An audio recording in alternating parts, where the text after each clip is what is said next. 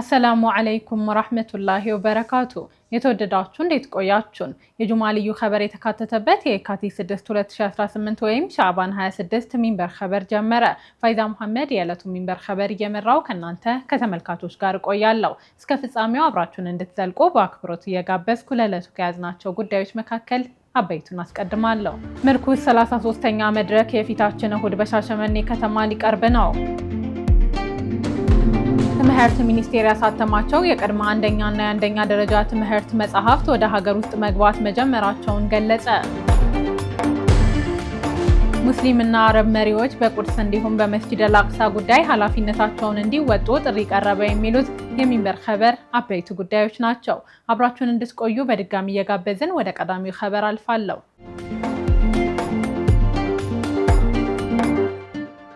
ምርኩዝ 33ኛ መድረክ የረመዳን ቀለማት 7 የፊታችን እሁድ በሻሸመኔ ከተማ ሊቀርብ ነው። በሚንበር መልቲ ሚዲያ ፕሮዳክሽን የሚዘጋጀውና ቁም ነገር አዘል ጉዳዮችን ከጥበባት ክዋኔ ጋር በአንድነት የሚያጣምረው ምርኩዝ 33ኛ መድረኩን የረመዳን ቀለማት 7 በሚል ርዕስ እሁድ የካቲት 8 2018 በኦሮሚያ ክልል ሻሸመኔ ከተማ ያከናውናል። ዝግጅቱን በማስመልከት ከሚንበር ኸበር ጋር ቆይታ ያደረጉት የሚንበር መልቲ ሚዲያ ፕሮዳክሽን ዋና ስራ አስፈጻሚ አቶ አዩብ አደም እንደገለጹት ለመድረኩ መሰናዶ በአሁኑ ሰዓት ዝግጅት ተጠናቋል። አላህ መልካም ፈቃዱ ሆኖ የፊታችን እሁድ የምርኩዝ ተጓዥ መድረካችንን ፕሮግራም አስይዘን ጀምረናል። ታስታውሱ ከነበረ ዛሬ ዓመት እንደዚሁ ተመሳሳይ ኢቨንት ነበር በድሬዳዋና በኮምቦልቻ ከተሞች ላይ ተከናውኖ ነበር። በጣም ደስ የሚልና ማህበረሰቡ በጣም የወደዳቸው ኮንቴንቶች ነበሩ። ከዛ በኋላ እንግዲህ ሁሉም እኛም ጋር ብትመጡ ወደ እኛም ፕሮግራም ብታስቡ የማህበረሰቡ የእናንተን መምጣት ይጠብቃል የሚል ነበር። ስለዚህ ዓመት ጠብቀን እንደዚሁ በተመሳሳይ መልኩ ወደ ደቡብ ምዕራብ ኢትዮጵያ ደግሞ ወደምትገኘው ኦሮሚያ ክልል ውስጥ በምትገኘው ሻሸመኔ ጉዞ አድርገናል ማለት ነው ዘንድሮ። ስለዚህ የረመዳን ፕሮግራማችንን መቀበያ ፕሮግራማችንን የረመዳን ቀለማት 7ን የምርኩዝ 33ኛ መድረክን በውቢቷ የሻሸመኔ ከተማ የምናከናውን ይሆናል። የሻሸመኔው ዝግጅት በዋነኝነት ከዚህ ቀደም የሚታወቁ የምርኩዝ መሰናዶዎች እንደሚቀርቡበት ጥቆማ የሰጡት ዋና ስራ አስፈጻሚው በቋንቋ ረገድ ግን አዲስ ነገር ለማካተት መታሰቡን ገልጸዋል። በሁለት ቋንቋዎች በቋሚነት ፕሮግራሙ እንዲከናወን ለማድረግ የተሞከረበት አጋጣሚ አለ። የአካባቢው ማህበረሰብ በሚረዳውና በሚሰማው ቋንቋም እንደዚሁ ፕሮግራሞች ይኖራሉ። ስለዚህ ያንንም ጭምር አካተን ይዘን ለመምጣት ሞክረናል። ከተለመዱ የምርኩዝ ኮንቴንቶች ብዙም የተለየ ነገር የለውም። ያው ያንኑ ሀሳብ ያንኑ የህልም የትጋትና የስኬት ቁርኝትን የሚያስተጋቡ ግን ደግሞ ከረመዳን ጽንሰ ሀሳብ ጋር የተሳሰሩ የተቀናጁ ሀሳቦችን ነው የምናስተላልፈው ማለት ነው።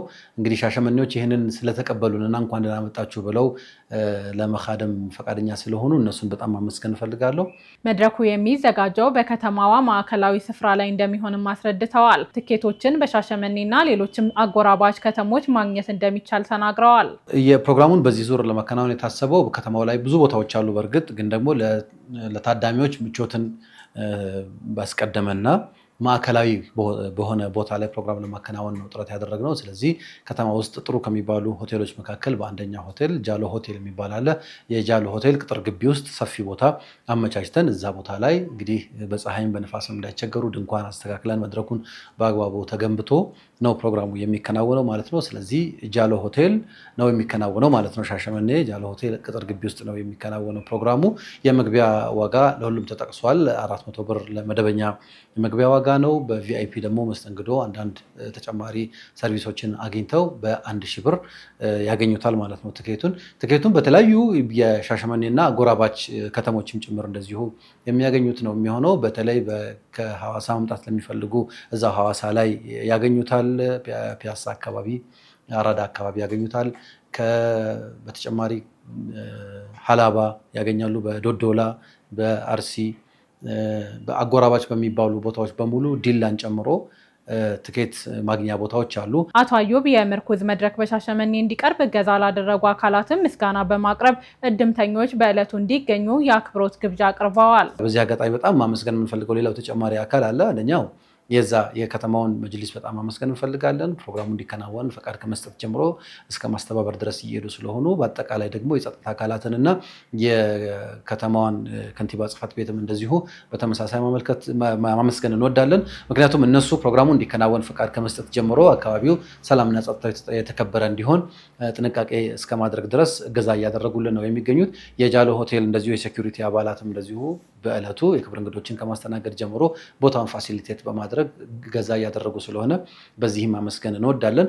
እዛ ደግሞ ስንሄድ ተቀበለው እያስተናገዱን የሚገኙ ከዚህ በፊት እዛው መድረክ ላይ ፕሮግራም ያከናውኑ የነበሩ ጉረባ የሚል ቋሚ ፕሮግራም አለ። ያንን ፕሮግራም አጥፈው ምርኩዝ ሊመጣ ስለሆነ የኛን ፕሮግራም አጥፈን እናንተ እንድትመጡ ቦታውን እናመቻቻለን ብለው በኺድማ ቦታ በመገንባት ትኬት በመሸጥ ማስታወቂያ በመስራት የአካባቢው ማህበረሰብ በመቀስቀስ ዘርፍ ላይ ደግሞ እንደዚሁ የጉረባ ፕሮግራም አባላት የኢንስፓየር እንደዚሁ ኤንጂኦ አባላት እንደዚሁ በጣም የሚመሰገኑ አሉ።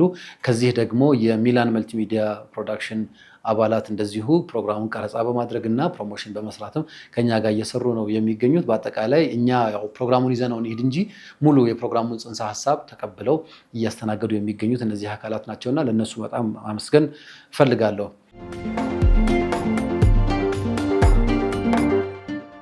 ቀጥለናል። የተናፋቂው ረመዳን ዋዜማ ሻዕባን ወር ዛሬ 25ኛ ምሽት ላይ ደርሷል። በዚህም መሰረት ረመዳን ከ5 ቀናት በኋላ የሚጀምር ይሆናል። እኛም በመላው ዓለም ሀገሮች በረመዳን ዋዜማ ምን አዲስ ኸበር ተሰማ ብለን ስናጣራ ለዛሬ ተከታዮቹን አግኝተናል። ከዛንዚባር ጀምራለሁ። በቱሪስት መዳረሻነቷ የምትታወቀው ዛንዚባር ደሴት በጾም ወቅት በአደባባይ መመገብንና የእስልምናን አለባበስ ስርዓት የሚያስጠብቁ ሕጎችን ተግባራዊ እንደምታደርግ አስታውቃለች። የዛንዚባር የቱሪዝም ኮሚሽን ባወጣው መመሪያ መሰረት የረመዳን ወር ከሚጀምርበት ከመጪው ሳምንት አንስቶ በደሴቲቱ የሚገኙ የምግብ ቤቶች በቀን ይዘጋሉ። ተቋማቱ አገልግሎት መስጠት የሚችሉት የኢፍጣር ሰዓት ሲደርስ ነው። በሆቴል ግቢዎች ውስጥ የሚገኙ ቱሪስቶች በልዩ ፍቃድ አገልግሎቱ በግቢ ውስጥ ብቻ ተወስኖ ይሰጣል። ኮሚሽኑ በጾም ሰዓት በማንኛውም የህዝብ መሰብሰቢያ ቦታ መመገብ፣ መጠጣትም ሆነ ትንባሆ ማጤስን ከልክለዋል። ጎብኚዎችና ነዋሪዎችም የህብረተሰቡን የእስልምና እሴቶች የሚያከብር አለባበስ እንዲለብሱ አሳስበዋል። ኮሚሽኑ እንዳለው ውሳኔው በቱሪስቶችና በአብዛኛው የሙስሊሞች መኖሪያ በሆነችው የዛንዚባር ማህበረሰብ መካከል ግጭት እንዳይፈጠርና ማህበራዊ መስተጋብር እንዳይሻክር ለማድረግ የታለመ ነው። እርምጃው የሚወሰደው ሰዎችን ከመቅጣት ይልቅ የአካባቢውን ባህልና እምነት እንዲገነዘቡ ለማድረግ እንደሆነም ገልጸዋል። ከዛንዚባር ህዝብ ውስጥ 99 በመቶ ገደማው ሙስሊም ነው። ሀገሪቱ በየዓመቱ በሚሊዮን ገደማ የሚቆጠሩ ጎብኚዎችን የምታስተናግድ ቢሆንም በረመዳን ወር እንዲህ ያሉ ጥብቅ መመሪያዎችን በማውጣት እንደምትታወቅ ዘኢስት አፍሪካን ዘግቧል። ሱዳን በሱዳን በረመዳን የተኩስ አቁም ስምምነት እንዲደረግ ጥሪ ቀርቧል። ጥሪውን ያቀረቡት የተባበሩት መንግስታት ድርጅትን ጨምሮ 5 ተቋማት ናቸው። ተቋማቱ ጥሪውን ያቀረቡት በሱዳን እየተባባሰ የመጣውን ሰብአዊ ቀውስ ለመግታትና እርዳታ ለሚያስፈልጋቸው ዜጎች አቅርቦት ለማስቀጠል እንዲቻል ነው። የተባበሩት መንግስታት ድርጅት፣ የአፍሪካ ህብረት፣ ኢጋድ፣ አረብ ሊግ እና አውሮፓ ህብረት በጋራ መግለጫውን ያወጡት በተለይም በኮርዶፋን እና በብሉ ናይል አካባቢዎች ያለው ሁኔታ እጅግ አሳሳቢ ደረጃ ላይ መድረሱን ተከትሎ ነው። ተቋማቱ በሆስፒታሎች፣ በትምህርት ቤቶችና በመሰረተ ልማቶች ላይ የሚሰነዘሩ ጥቃቶች በአስቸኳይ እንዲቆሙና የሲቪል ዜጎች ደህንነት እንዲጠበቅ አሳስበዋል። ተቋማቱ በተጨማሪም በሱዳን ዘላቂ ሰላም ለማምጣት ሁሉንም ወገኖች ያሳተፈና በራሳቸው በሱዳኖች የሚመራ የፖለቲካ ውይይት እንዲጀመር ድጋፍ እንደሚያደርጉ አረጋግጠዋል። ዩናይትድ አረብ ኤሚሬትስ ዱባይ በረመዳን ወር የኢፍጣር ሰዓት መድረሱን ለማብሰር መድፎችን እንደምትተኩስ አስታውቃለች። የዱባይ ፖሊስ ጠቅላይ መምሪያ ለዘንድሮ የረመዳን ወር የኢፍጣር ሰዓትን ለማብሰር መድፍ የሚተኩስባቸውን 33 ስፍራዎች ሐሙስ ዕለት ይፋ አድርጓል። ለበርካታ ዓመታት የዘለቀውና የዱባይ የረመዳን ወር ትውፊታዊ መገለጫ የሆነው የመድፍ ተኩስ ዘንድሮ በስፋትና በተለያዩ የከተማዋ ክፍሎች ረመዳን እስኪጠናቀቅ ድረስ ይቀጥላል ብለዋል። ቋሚ የመድፍ መገኛ ቦታዎች ቡርጂ ኸሊፋ፣ ኤክስፖ ሲቲ ዱባይ እና ጁመይራ የባህር ዳርቻ መኖሪያ መንደር እንደሚሆኑ ተገልጸዋል። ፖሊስ ለነዋሪዎች ያለውን ተደራሽነት በማስፋት በ26 የተለያዩ የመኖሪያ መንደሮችና የገበያ ማዕከላት ላይ መድፎችን በየተራ እንደሚያሰማራም አስታውቋል። አውስትራሊያ በአውስትራሊያ የባህል መዲና በምትባለው ሜልበርን ከተማ ለመጀመሪያ ጊዜ ግዙፍ የረመዳን የምሽት ገበያ ሊከፈት ነው። የረመዳንን መምጣት ምክንያት በማድረግ የሚዘጋጀው መርሃ ግብሩ የከተማዋን ብዝሃ ባህል የሚያንጸባርቅና በሺዎች የሚቆጠሩ ሰዎችን ያስተናግዳል ተብሎ ይጠበቃል። ታሪካዊው የረመዳን የምሽት ገበያ በከተማዋ እምብርት በሚገኘው በንግስት ቪክቶሪያ ገበያ ይካሄዳል። ልዩ ልዩ ምግቦችንና ባህላዊ ትርኢቶችን ያካተተ እንደሚሆን ተገልጿል። በምሽት ገበያው ከመካከለኛው ምስራቅ፣ ከሰሜን አፍሪካና ደቡብ ምስራቅ እስያ የተውጣጡ ባህላዊ የኢፍጣር ምግቦች በስፋት ይቀርባሉ ተብሏል። ለ2 ቀናት የሚቆየው ገበያው እስከ ምሽቱ 4 ሰዓት ድረስ ክፍት ሆኖ ለጎብኚዎች አገልግሎት ይሰጥበታል።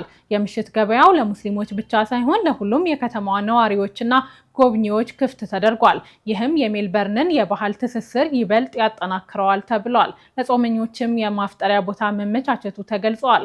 የዝግጅቱ ዓላማ የረመዳንን ወር መንፈሳዊነትና ማህበራዊ ትስስር በደመቀ ሁኔታ ለማክበር እንደሆነ ተገልጿል። መስጂድ አልአቅሳ ሙስሊምና አረብ መሪዎች በቁርስ እንዲሁም በመስጂድ አልአቅሳ ጉዳይ ኃላፊነታቸውን እንዲወጡ ጥሪ ቀርቧል። ለመሪዎች ጥሪውን ያቀረቡት የቀድሞ ሙፍቲ ሼክ ኢክሪማ ሰብሪ ናቸው። ሼክ ኢክሪማ ከአናዶሉ ጋር ባደረጉት ቃለ ምልልስ እንዳሉት የእስራኤል ባለስልጣናት ሙስሊሞች በመጪው የረመዳን ወር ወደ መስጂድ አልአቅሳ እንዳይገቡ ለማድረግ አቅደዋል። በመላው ዓለም የሚገኙ ሙስሊሞች ረመዳንን ለመቀበል በዝግጅት ላይ በሚገኙበት በዚህ ወቅት የእስራኤል ባለስልጣናት ግን በወረራ ከያዙት ዌስት ባንክ ለሚመጡ ምዕመናን በረመዳን ወቅት ገደቦችን እንደማያቃልሉ አስታውቀዋል ብለዋል። ይህ ማለት ጥብቅ ገደቦች ይኖራሉ ማለት ነው ብለዋል። በዚህ ሳቢያ በመስጂድ አልአቅሳ ለሰላት የሚመጡ ሰዎች ቁጥር ካለፉት ዓመታት ያነሰ እንደሚሆን ገልጸዋል። ይህ ድርጊት የሃይማኖት ነጻነትን የሚቃረንና ሙስሊሞች የጾም ወር አከባበርን የሚያስተጓጉል መሆኑንም ተናግረዋል። በረመዳን ወቅት በመቶ ሺዎች የሚቆጠሩ ፍልስጤማውያን በመስጂድ አልአቅሳ ለመስገድ ወደ ቁርስ ይጓዛሉ።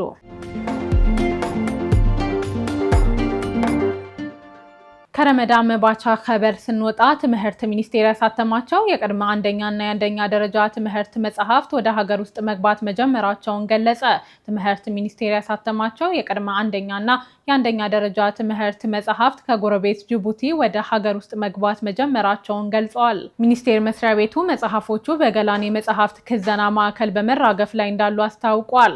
የአንደኛ ደረጃ ትምህርት መጽሐፍትን አንድ ለአንድ ለማድረስ ወደ 24 ሚሊዮን ገደማ መጽሐፍት መታተማቸው የተገለጸ ሲሆን ከጅቡቲ ወደ ሀገር ውስጥ የማጓጓዝ ስራ መጀመሩንም የስርዓተ ትምህርት ማበልጸጊያ ተጠባባቂ መሪ ስራ አስፈጻሚ ወይዘሮ ዛፎ አብርሃ ተናግረዋል። ይህን ተከትሎም ከ30 ኮንቴነር በላይ መጽሐፍት በገላን የክዘና ማዕከል መድረሳቸውን የገለጹት ስራ አስፈጻሚዋ የደረሱት መጽሐፍት ለክልሎች እንደሚሰራጩ አክለዋል። ጅቡቲ የደረሱት መጽሐፍቶች በቀጣይ ጥቂት ሳምንታት ሙሉ በሙሉ ወደ ሀገር ውስጥ ይገባሉ ተብሏል። መጽሐፍቱ ሲታተሙ በሁሉም ክልልና ከተማ አስተዳደር የሚገኙ ዞኖችን የሚያሳይ መለያ ኮድ ማለትም ኪዋር ኮድ የተካተተበት እንደሆነ ገልጸው የሁሉንም ዞኖች መጽሐፍቶች በመለያ ኮዳቸው መከታተል የሚቻልበት አሰራር መኖሩን አብራርተዋል። ትምህርት ሚኒስቴር በአዲሱ ስርዓተ ትምህርት መሰረት የተማሪ መጽሐፍትን በሁሉም የትምህርት እርከኖች አንድ ለአንድ ለማድረስ ትኩረት ሰጥቶ እየሰራ እንደሚገኝ የትምህርት ሚኒስትሩ ፕሮፌሰር ብርሃኑ ነጋ ገልጸዋል። በክልሎችና በትምህርት ሚኒስቴር የታተሙት መጽሐፍት በቂ አለመሆናቸውን የገለጹት ሚኒስትሩ ከተባባሪ አካላት አገኘሁት ባለው ድጋፍ ተጨማሪ ወደ 40 ሚሊዮን የሚጠጋ መጽሐፍትን በድጋሚ አሳትሞ ለክልሎች ድጋፍ የሚያደርግ መሆኑን ጠቁመዋል።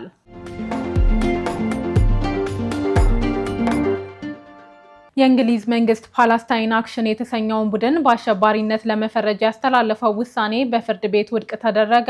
የእንግሊዝ ከፍተኛ ፍርድ ቤት የሀገሪቱ መንግስት ፓለስታይን አክሽን የተሰኘውን የፍልስጤም ደጋፊ ቡድን በአሸባሪ ድርጅትነት ለመፈረጅ ያስተላለፈውን ውሳኔ ፍርድ ቤት ህገወጥ ነው ሲል ውሳኔ ያሳልፎበታል። መንግስት የወሰደው እርምጃ የህግ አግባብነት የጎደለውና የተቃውሞ ሰልፈኞችን መብት የሚጥስ ነው ሲል ፍርድ ቤቱ ገልጿል። እንደ ፍራንስ 24 ዘገባ የእንግሊዝ ከፍተኛ ፍርድ ቤት ዛሬ ጁማ የካቲት 6 2018 ባስተላለፈው ውሳኔ የሀገር ውስጥ ሚኒስቴር በፍልስጤም ደጋፊ ቡድን ላይ የጣለው የአሸባሪነት ፍረጃ መሰረት የሌለው መሆኑን አረጋግጧል። ቡድኑ በተለይም በእንግሊዝ የሚገኙ የእስራኤል የጦር መሳሪያ አምራች ኩባንያዎችን ኢላማ በማድረግ በሚያደርጋቸው ተከታታይ ተቃውሞዎች ይታወቃል። የእንግሊዝ መንግስት እነዚህን ተቃውሞዎች እንደ ሽብርተኝነት ቢቆጥራቸውም ፍርድ ቤቱ ግን ትርጓሜው ከህግ አግባብ ውጪ መሆኑን ጠቁሟል። በዚህም የሀገሪቱ መንግስት አንድን ቡድን በአሸባሪነት ለመፈረጅ የሚያስፈልጉትን ጥብቅ የህግ መስፈርቶች ሳይከተል ውሳኔ እንዳሳለፈ ፍርድ ቤቱ ገልጸዋል። አክሎም እነዚህ አይነቱ ፍረጃ ዜጎች ያላቸውን የመቃወምና የመሰብሰብ መብት በከፍተኛ ሁኔታ የሚጋፋ ነው ብሏል። የእንግሊዝ መንግስት ባለፈው ዓመት የፍልስጤም ደጋፊ ቡድንን የሽብርተኛ ድርጅት አድርጎ የገለጸው ሲሆን የቡድኑ አባል ወይም ደጋፊ መሆን እስከ 14 ዓመት በሚደርስ እስራት የሚያስቀጣ ወንጀል እንደሆነ አስታውቆ ነበር። ይህን ተከትሎም ከ2000 በላይ የሚሆኑ ሰዎች አንዳንዶቹ በ80ዎቹ እድሜ ውስጥ የሚገኙ ፓለስታይን አክሽንን ደግፋለሁ የሚል ምልክት በመያዛቸው ታስረዋል። ቡድኑ በእንግሊዝ መንግስት የአሸባሪነት ፍረጃ የቀረበበት ባለፈው ዓመት ሐምሌ ላይ ነበር።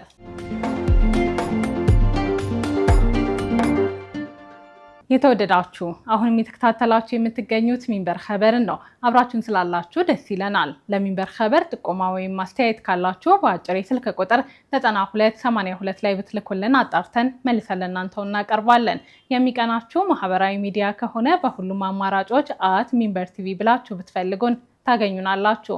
ድረገጻችንን www.minbertv.com ብትጎበኙ ደግሞ አዳዲስ መረጃ ታገኛላችሁ። አሁን ደግሞ የጁምዓ ልዩ ኸበር የሚቀርብበት ሰዓት ላይ ደርሰናል። የልዩ ኸበር አዘጋጁ አህመድ አብዱራህማን ለዛሬ ያሰናዳውን እንደሚከተለው ያቀርበዋል።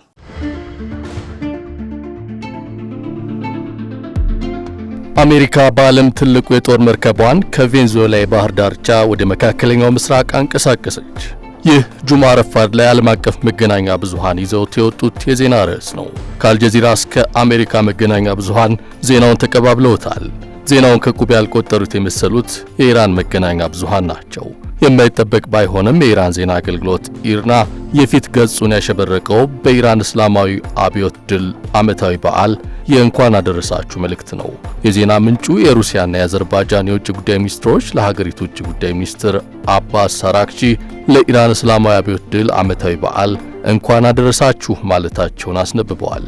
መልእክቱን ከላኩት መካከል የሩሲያ የውጭ ጉዳይ ሚኒስትር ሰርጌይ ላቭሮቭ ለአራክቺ ባስተላለፉት የምስጋና መልእክት ላይ በጋራ መከባበር፣ መተማመንና አንዳችን የሌላውን ጥቅም ግምት ውስጥ በማስገባት ላይ የተመሰረተ በኢራንና በሩሲያ መካከል ያለው ስትራቴጂካዊ አጋርነት እያደገ መምጣቱ ደስ ብሎኛል ብለዋል። በሁለቱ ሀገራት መካከል ያለው ዲፕሎማሲያዊ ግንኙነትና ቅንጅት በቀጠናው መረጋጋትና ደህንነት ውስጥ ትልቅ ሚና የሚጫወት መሆኑንም አክለዋል። ሩሲያ እንኳን ደስ አላችሁ መልእክት የላከችላት የኢራን የድል በዓል የተከበረው በዚህ ሳምንት ረቡዕ ነው። ለ47ኛ ጊዜ የተከበረው የድል በዓሉ የኢራን እስላማዊ ሪፐብሊክ መስራች ናቸው የሚባሉት ሩሁላህ ኹሜኒ በውጭ ሀገር የተቋቋመው ንጉሣዊ አገዛዝ በመጨረሻ ፈርሶ ኢራን የፖለቲካ ነጻነቷን መልሳ ያገኘችበት ቀን መታሰቢያ ነው። በዕለቱ ፀሐይ በቴህራን ሰማይ ስትወጣ ታዋቂው የአዛዲ አደባባይ በአብዮታዊ መፈክሮች ተሞልቶ ነበር።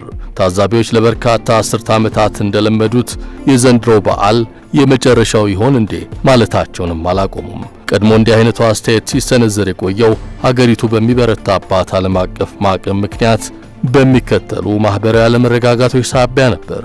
ኢራን የዘንድሮውን በዓል ያከበረችው ደግሞ ከማዕቀብ አልፎ ለአራክቺ እንኳን ደስ አለህ መልእክት ከላከችው ሩሲያ ባላንጣ አሜሪካ ጋር ፍጥጫዋ አይሎ የጦርነት ነጋሪት በሚመታበት ሰዓት ነው። በሀገሪቱ በተነሳው ተቃውሞ በሺዎች የሚቆጠሩ ዜጎች ተገድለዋል። የአሜሪካ ፕሬዝዳንት ዶናልድ ትራምፕም እነዚህ ዜጎች መገደላቸውን ተገን በማድረግ ኢራን ላይ ጥቃት ለመሰንዘር መዛት ከጀመሩ ሰነባብተዋል። ዛቻ ብቻ አይደለም፣ የጦር መርከቦች ቡድን ወደ መካከለኛው ምስራቅ አሰማርተዋል። ከዚህ በፊት የተሰማሩት ግዙፍ የጦር አውሮፕላኖች ተሸካሚ መርከብ አብርሃም ሊንከንን ጨምሮ በአሁኑ ጊዜ ቢያንስ 10 የአሜሪካ ጦር መርከቦች ይገኛሉ። ዛሬ በማለዳው የዓለም አቀፍ መገናኛ ብዙሃንን የፊት ገጽ በሞላው ዜና እንደታየው አሜሪካ ከቬንዙዌላ የባህር ዳርቻ ወደ መካከለኛው ምስራቅ ያንቀሳቀሰችው በዓለም ትልቁ የጦር መርከቧን ነው። ከካሪቢያን ባህር ወደ መካከለኛው ምስራቅ እንዲጓዝ ትዕዛዝ የተሰጠው ዩኤስኤስ ጄራልድ ፎርድ የተባለው ግዙፍ የጦር መርከብ ነው። የጦር መርከቡ የተንቀሳቀሰው ፕሬዝዳንት ዶናልድ ትራምፕ በኢራን ላይ ወታደራዊ እርምጃ ሊወሰድ ይችላል ባሉት መሰረት መሆኑም ተዘግቧል። አሁን ወደ መካከለኛው ምስራቅ እንዲጓዝ የታዘዘው ጄራልድ ፎርድ የጦር መርከብ ባለፈው ጥቅምት ወር ነበር ከሜዲትራኒያን ባህር ተነስቶ ቬንዙዌላ ላይ ጥቃት ከመፈጸሙ በፊት ወደ ካሪቢያን የደረሰው። የአሜሪካ ፕሬዝዳንት ሐሙስ ዕለት በትሩዝ ሶሻል መድረክ ላይ ዎል ስትሪት ጆርናል ፔንታጎን ሁለተኛውን የአውሮፕላን ተሸካሚ ወደ መካከለኛው ምስራቅ ለመላክ እየተዘጋጀ ነው በሚል ርዕስ ያወጣውን ጽሑፍ ያለምንም ማስተያየት አጋርተዋል። ትራምፕ ይህን ከማጋራታቸው በፊት ከኢራን ጋር ዲፕሎማሲያዊ ስምምነት ለማድረግ ያላቸውን ፍላጎት በድጋሚ አረጋግጠው ነበር።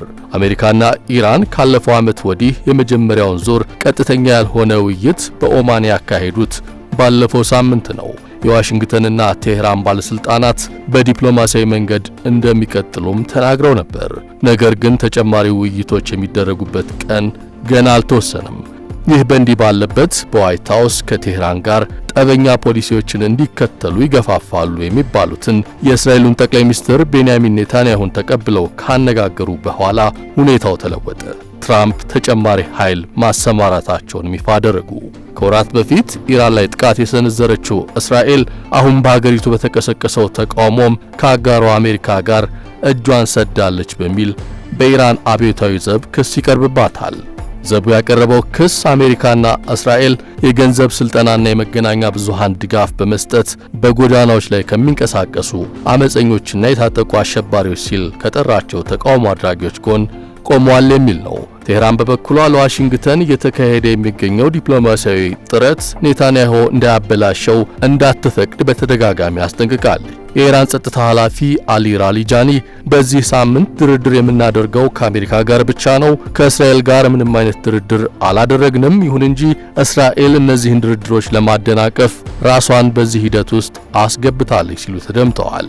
ትራምፕ ግን ኔታንያሁ ጫና እያሳደሩባቸው ነው መባሉን ሐሙስ ዕለት አስተባብለዋል። እስከፈለኩኝ ድረስ አነጋግራቸዋለሁ፣ ስምምነት ላይ መድረስ የምንችል ከሆነ ደግሞ እናያለን በማለት ለጋዜጠኞች ተናግረዋል። የአሜሪካው ፕሬዝዳንት አክለውም በቀጣዩ ወር ከኢራን ጋር ስምምነት ሊደረስ እንደሚችል በመጠቆም ቴህራን በፍጥነት መስማማት እንዳለባት አጽንኦት ሰጥተዋል። ትራምፕ ኢራን ምንም የኒውክሌር መሳሪያም ሆነ ምንም አይነት ሚሳኤል እንዳይኖራት የሚያረጋግጥ ስምምነት እንደሚፈልጉም ተናግረዋል። የኢራን ውጭ ጉዳይ ሚኒስትር አባስ አራግቺ በበኩላቸው የሚሳኤል ፕሮግራሙ የመከላከያ ጉዳይ ስለሆነ በጭራሽ ለድርድር የማይቀርብ ነው ብለዋል። በትራምፕና እስራኤል ዛቻ የሚቀርብባት ኢራን ከ1979 ጀምሮ በዘመናዊ ታሪክ ውስጥ በጣም ረዥምና ሁሉን አቀፍ የሚባል ማዕቀብ ሲጣልባት ቆይታለች። በሀብትና የነዳጅ እገዳ የተጀመረው ማዕቀብ በፋይናንስ፣ በኃይል፣ በንግድ፣ በቴክኖሎጂና በዕለት ተዕለት እንቅስቃሴ ላይ ሁሉ ያነጣጠረ ነበር። በውጭ ኃይሎች ታግዞ ኢራናውያን ለ10 ዓመታት ከቆየው የኢኮኖሚ ድቀት በኋላ ዝለው ወደ ጎዳናዎች ቢወጡም ለጊዜውም ቢሆን መሪዎቹ ኃይል ተጠቅመው ያስቆሙት መስሏል። ነገር ግን ስለ ጉዳዩ የሚጽፉ ዘላቂ ላይሆን እንደሚችል ግምታቸውን እየተናገሩ ይገኛሉ። ቀድሞ ተቃውሞ አድራጊዎቹን በይፋ የደገፉት የአሜሪካው ፕሬዝዳንት ዶናልድ ትራምፕ በአንድ ጎን ለዲፕሎማሲያዊ ድርድር ባለስልጣኖቻቸውን ኦማን ሲልኩ የሀገራቸው ትልቁ የጦር መርከብም ከቬንዙዌላ የባህር ዳርቻ ወደ መካከለኛው ምስራቅ ደርሷል። ይህ ብቻ አይደለም። ዎል ስትሪት ጆርናል ሐሙስ ዕለት እንደዘገበው ባለፈው ወር የተቃውሞ ሰልፈኞችን ለመክታት ኢራን ኢንተርኔትን ካቋረጠች በኋላ ወደ 6000 የሚጠጉ የስታርሊንክ ሳተላይት ኢንተርኔት ኪቶችን ወደ ኢራን አስርጋ አስገብታለች። ይህ ደግሞ ተቃውሞ በድጋሚ ሊቀጣጠል እንደሚችል ፍንጭ ሰጪ ይመስላል።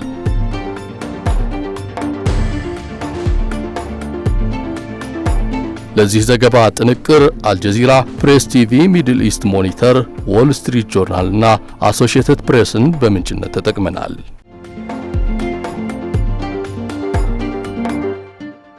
ወደ ተመልካቾች ለዛሬ ያዘጋጀነው የሚንበር ኸበር በዚሁ ተጠናቀቀ። ሀይዛ መሐመድ አብሬያችሁ ቆየው። ወሰላሙ አለይኩም ወራህመቱላሂ ወበረካቱ።